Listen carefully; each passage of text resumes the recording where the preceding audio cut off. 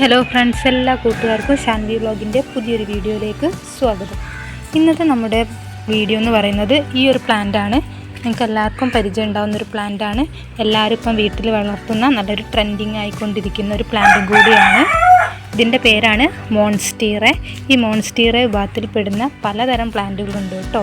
മോൺസ്റ്റീറ അഡിനോസി, മോൺസ്റ്റീറ Delicia, പിന്നെ mini മോൺസ്റ്റീറ. ഇത് മോൺസ്റ്റീറ വിഭാഗത്തിൽപ്പെടുന്ന കുറച്ച് ലാർജായിട്ടുള്ളൊരു ചെടിയാണ്.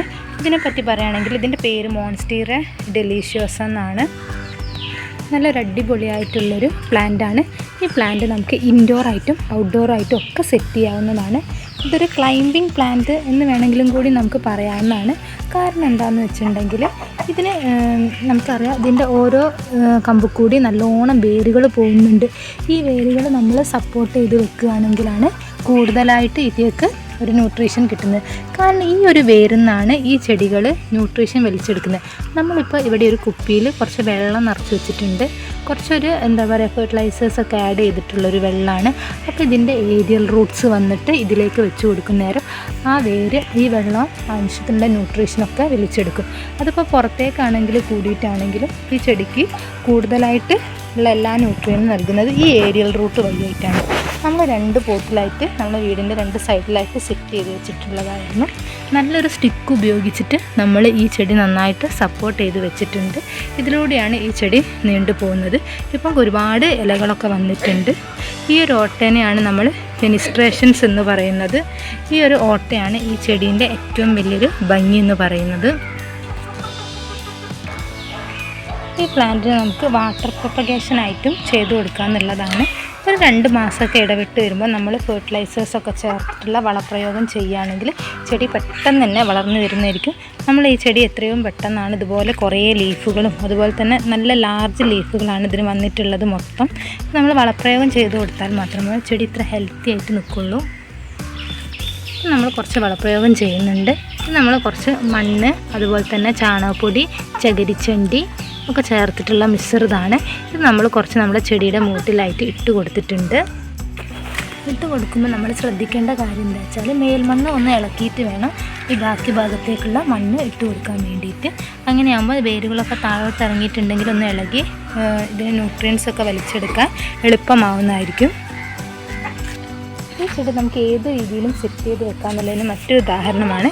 ഇപ്പോൾ നമ്മൾ ഈ ചെയ്ത് വെച്ചിരിക്കുന്നത് ഒരു ഹാങ്ങിങ് ആയിട്ടാണ്. ഹാങ്ങിങ് ആയിട്ട് നല്ലോണം ഹാങ് ചെയ്യാൻ അനുവദിച്ച രീതിയിലാണ് നമ്മൾ ഈ ഒരു ചെറിയ പോട്ടിലായിരുന്നു ആദ്യം വെച്ചിട്ടുണ്ടായിരുന്നത്. കണ്ടില്ലേ, ഇപ്പം നന്നായിട്ട് വേരുകളൊക്കെ നന്നായിട്ട് തടിച്ച് അതിൻ്റെ സ്റ്റെമ്മൊക്കെ കുറച്ച് നല്ല തടി വെച്ചിട്ടുണ്ട്. നല്ല നീളത്തിൽ പോകുന്നുണ്ട്.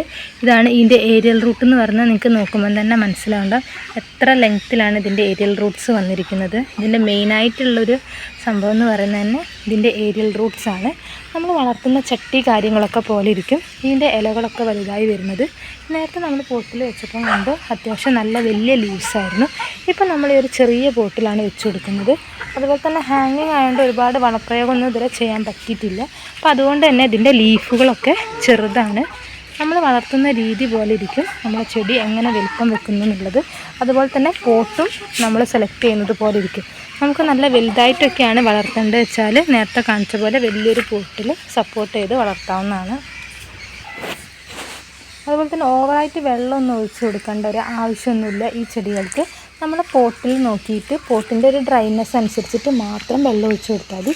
ഓവറായിട്ട് നമ്മൾ വെള്ളമൊക്കെ ഒഴിച്ച് കൊടുക്കുകയാണെങ്കിൽ ചെടി ചീഞ്ഞു പോകാനൊക്കെ ഉള്ളൊരു ചാൻസ് ഉണ്ട്. പിന്നെ വേനൽക്കാലത്തും മഴക്കാലത്തൊക്കെ നമ്മൾ പോട്ടിലൊക്കെ ആണെങ്കിൽ പോട്ട് മാറ്റി വെച്ചിട്ട് നമുക്ക് സംരക്ഷിക്കാവുന്നതാണ്. ഇത് നമുക്ക് ഇൻഡോറായിട്ട് വീട്ടിലൊക്കെ സെറ്റ് ചെയ്യാം. നല്ല ഉള്ളിലൊക്കെ നമുക്ക് നല്ലൊരു പോട്ടിൽ വൈറ്റ് പോട്ടൊക്കെ ആകുമ്പം കാണാൻ നല്ല ഭംഗിയായിരിക്കും.